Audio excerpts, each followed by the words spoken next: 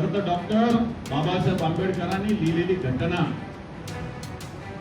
या घटनेनं आपल्याला मतदानाचा अधिकार दिलेला आहे. पण भारतीय जनता पार्टीला वाटतं की मतदानच करू नये. राज्यसभेचं उदाहरण घ्या, कालचं मध्य प्रदेशचं,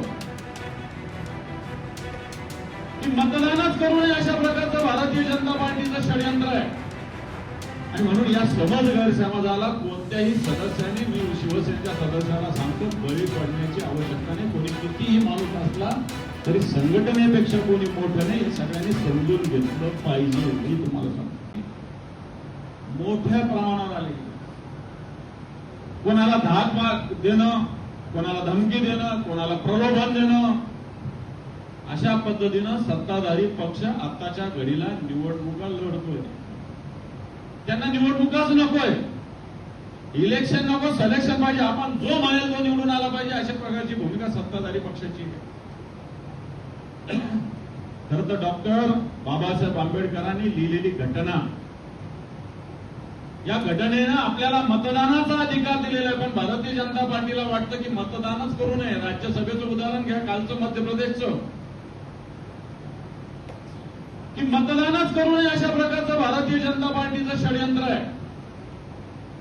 परंतु मी सगळ्या या निवडणुकीत उभे असलेल्या या जिल्ह्यातल्या, दोन्ही जिल्ह्यातल्या सगळ्या पक्षाच्या उमेदवारांना सांगेन की डॉक्टर विवेक नावंदर उभे आहेत म्हणून आपल्याला मतदानाचा अधिकार मिळाला नाही, तर आपल्याला कोणी विचारायला सुद्धा आलं नसतं. बाकीच्या पक्षाच्या लोकांना मी सांगतो, म्हणून डॉक्टर बाबासाहेब आंबेडकरांनी लिहिलेलं संविधान हे वाचवणं सुद्धा ही आपली जबाबदारी आहे.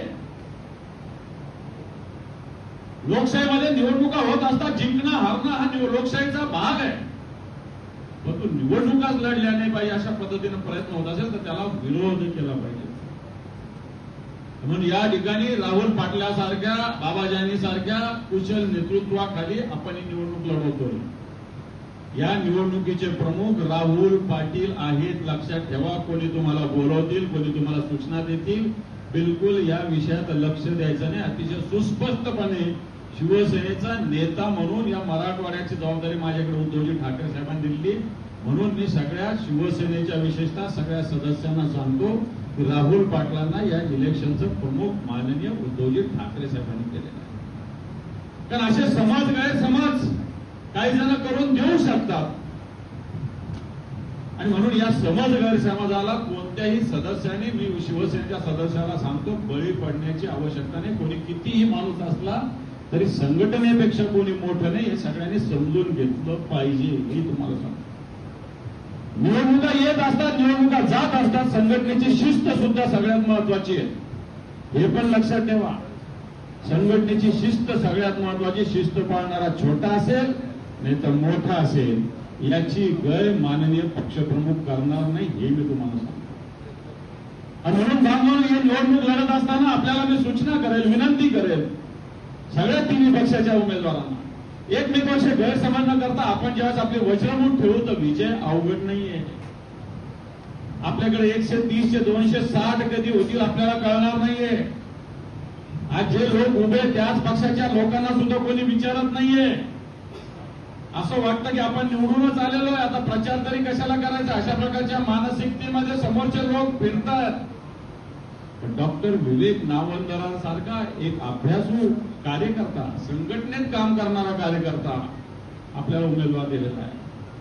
संघटनेत काम करणाऱ्या एक अभ्यासू कार्यकर्त्याला सगळ्यांचं काम यांनीच करायचं, खासदारांचं काम करायचं, आमदारांचं काम करायचं, आणि हे काम करणाऱ्या कार्यकर्त्याला संधी मिळाली पाहिजे का नाही मिळाली पाहिजे. म्हणून या भावनेनं माननीय उद्धवजी ठाकरे साहेबांनी उमेदवारी डॉक्टर विवेक नावंदर यांना दिलेली, हे मी तुम्हाला सांगतो. आता आपल्या दोन्ही पक्षाचे जिल्हाध्यक्ष, जिल्हा प्रमुख आपल्याला सूचना देतात, त्या पद्धतीनं सुद्धा खबरदारी घ्यायची आहे.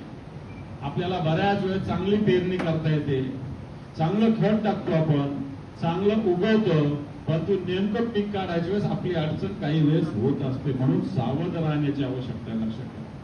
आणि सावधानता, जसं आता बाबाजानी साहेबांनी सांगितलं की जगात जर्मनी आणि भारतात परभणी आहे, तर परभणीच्या लोकांना ही सांगण्याची गरज नाही, हिंगोली पण तुमच्या सोबत आहे.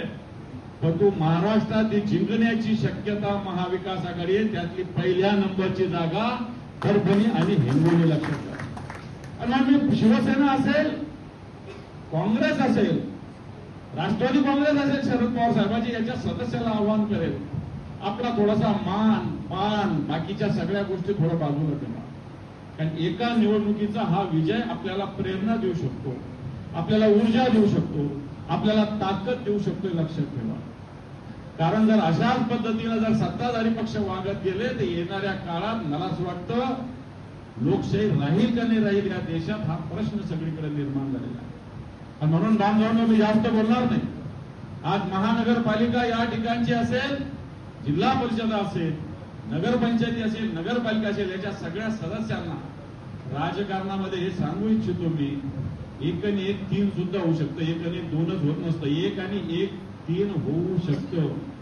आणि म्हणून आपण एक जण या उमेदवाराच्या सोबत ही महाविकास आघाडीच्या दृष्टीनं प्रतिष्ठेची निवडणूक लक्षात ठेवा. आणि म्हणून महाविकास कोणत्या उमेदवाराच्या विरोधात बोलणार नाही, समोरचा कोण आहे मला माहिती नाही, अन्य कोण उभा आहे मला त्याच्याशी घेणं देणं नाही. परंतु निश्चित काँग्रेसचे सुद्धा काही उमेदवार उभे आहेत, त्यांना काँग्रेसचे नेते पूर्णपणे प्रयत्न करतायत. त्याच्या काँग्रेसच्या या प्रयत्नावर आमचा शिवसेना म्हणून 100% विश्वास आहे, हे मी तुम्हाला सांगतो. आणि आपणही शिवसेनेच्या सगळ्या पदाधिकाऱ्यांनी तसाच विश्वास ठेवला पाहिजे. आपण आपल्या पक्षाचे सांभाळले पाहिजे. काँग्रेस पक्षाच्या सदस्याकडे लक्ष देईल ही सुद्धा भूमिका आपण सगळ्यांनी, कोणी म्हणायची गरज नाही तर तुमचा काय करतो आणि तुमचा काय करतो, कोणी बैठक घेतली काय व्हायचं ते होईल. या संदर्भात संघटना एका शिस्तीनं काम करेल. आणि मला वाटतं शिस्त महत्वाची. या परभणीनं अनेक गोष्टी बघितलेल्या आहेत, अनेक खासदार बघितलेले, अनेक आमदार बघितलेले, लक्षात ठेवा. परभणीनं असो का हिंगोलीनं असो अनेक बघितलेले आहे. शिवसेनेचा या ठिकाणी शिवसेना प्रमुख मान्य बाळासाहेब ठाकरे यांनी दगडाला शेंदूर लावल्यावर सुद्धा त्याचा देव बाळासाहेबांनी तयार केला आहे. याच परभणीमध्ये सोन्याचा नांगर बाळासाहेबांनी रोवलेला आहे, लक्षात ठेवा. या परभणीनं शिवसेनेला शक्ती दिलेली, शिवसेनेला ताकद दिली, लक्षात ठेवा. कित्येक लोक गेले, कित्येक लोक आले, परंतु परभणीची जनता शिवसेनेसोबत राहिली.